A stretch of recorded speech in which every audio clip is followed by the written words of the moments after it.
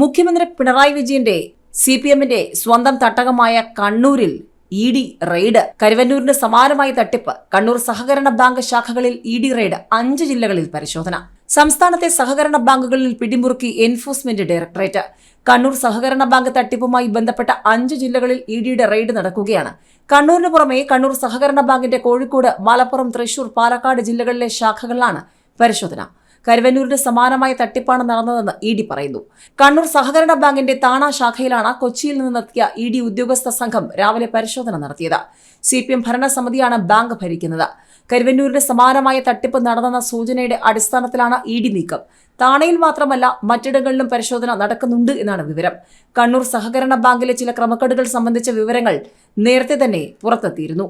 കരുവന്നൂർ കള്ളപ്പണ കേസിൽ ഇഡി പ്രതികളാക്കിയവരിൽ ചിലർ തട്ടിപ്പ് പണം കൊണ്ട് ആരംഭിച്ച കമ്പനി പാപ്പരാക്കി കേസിൽ നിന്നും തടിയൂരാൻ ശ്രമിച്ചെന്നാണ് ഇഡിയുടെ റിപ്പോർട്ട്. ബാങ്കിൽ ഏതാണ്ട് 12 കോടിയുടെ തട്ടിപ്പ് നടത്തിയെന്ന് ആരോപിക്കപ്പെടുന്ന 14-ാം പ്രതി CM രാജീവൻ, 32-ാം പ്രതി KA അനിരുദ്ധൻ, 31-ാം പ്രതി PP സതീഷ് എന്നിവരും മറ്റു 3 പേരും കൂടി തൊട്ടിപ്പാളിൽ ഗുഡ്വിൻ പാക്പിറ്റ് പ്രൈവറ്റ് ലിമിറ്റഡ് എന്ന കമ്പനിയാണ് ആരംഭിച്ചത്. ഇത് നഷ്ടത്തിലാണെന്നും പൂട്ടാൻ പോവുകയാണെന്ന് കാണിച്ച് പ്രചാരണം നടത്തിയെന്ന് ഇഡി കോടതിയിൽ സമർപ്പിച്ച റിപ്പോർട്ടിൽ പറയുന്നു.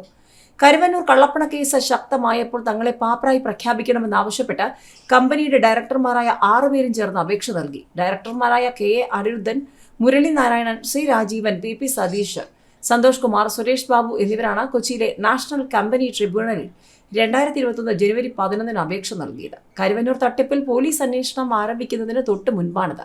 കമ്പനിയിൽ KA Anirudhan 82 ലക്ഷത്തോളവും, Murali Narayanan 64 ലക്ഷത്തോളവും, C Rajeevan 1.5 കോടിയോളവും, PP Satheesh 77 ലക്ഷത്തോളവും, Santhosh Kumar 15 ലക്ഷത്തോളവും, Suresh Babu 25 ലക്ഷത്തോളവും എന്നിങ്ങനെ പണം ഇറക്കിയിട്ടുണ്ടെന്നാണ് പാപ്പർ അപേക്ഷയിൽ കാണിച്ചത്.